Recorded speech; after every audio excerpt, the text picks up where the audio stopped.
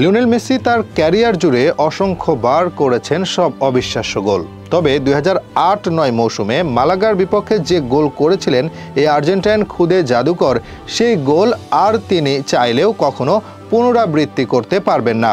তার ক্যারিয়ার জুড়ে এত সুন্দর গোল থাকার পরেও থিয়েরি হেনরি বলেছেন, এটা তার দেখা মেসির সবচেয়ে সুন্দর গোল। কেন এই গোলটা সবচেয়ে সুন্দর সেটা যখন আপনি গোলটি ভালো করে দেখবেন, মেসির নিয়ন্ত্রণ বলের ওপর ও নিজের উপর, তখন হয়তো নিজেই বলবেন সত্যি এটা এক অবিশ্বাস্য গোল। অনেক সুন্দর সুন্দর গোল আপনি আপনার জীবনে দেখেছেন, এমনকি মেসিকেও এর চেয়ে অবিশ্বাস্য গোল করতে দেখেছেন। তবে এই গোল যেন সবকিছুর চেয়ে একেবারে আলাদা। সময়টা 2008-09 মৌসুম। সেবার মেসি ছিলেন অবিশ্বাস্য। প্রথমবারের মতো 10 নম্বর জার্সি গায়ে জড়ান কাতালান ক্লাবটির হয়ে।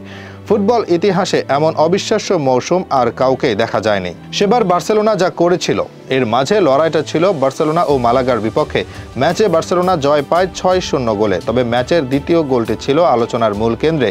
যে গোল করেন লিওনেল মেসি, মাঝমাঠ হতে তার উদ্দেশ্যে বল বাড়িয়ে দেন জাভি। মালাগার একজন খেলোয়াড় মেসির দিকে এগিয়ে এলেও নিজের বুকে বলের নিয়ন্ত্রণ নিয়ে সেই খেলোয়াড়কে পাশ কাটিয়ে চলে যান মেসি। এরপর সেই বল নিয়ে চলে যান বক্সের ভেতরে।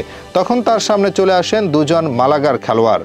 প্রথমে বাঁ পায়ের টাচে একজন খেলোয়াড়কে বোকা বানান। 1 ন্যানো সেকেন্ডের মাঝেই যেন তিনি দিয়ে ফেলেন দ্বিতীয় টাচ। অবাক করা বিষয় হচ্ছে 1 সেকেন্ডের কম সময়ে দেওয়া দুটি টাচ আসে তার বাঁ পা হতেই। স্বাভাবিকভাবে এমন দুটি টাচের কারণে নিজের নিয়ন্ত্রণ অনেকটাই হারিয়ে ফেলতে বসেন মেসি।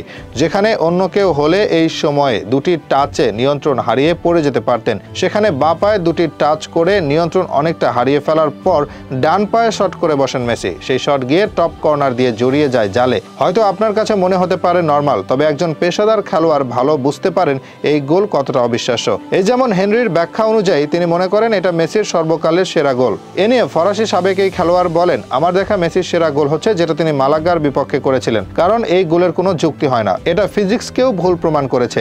একই সাথে সে যেভাবে দুটি টাচ করেছে এটা অবিশ্বাস্য।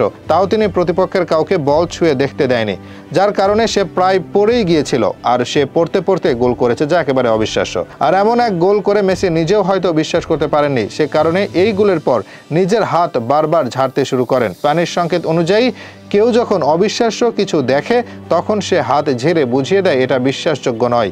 আর তেমনি এক গোল করেছেন লিওনেল মেসি, যে গোল তিনি চাইলেও কখনো পুনরাবৃত্তি করতে পারবেন না আর।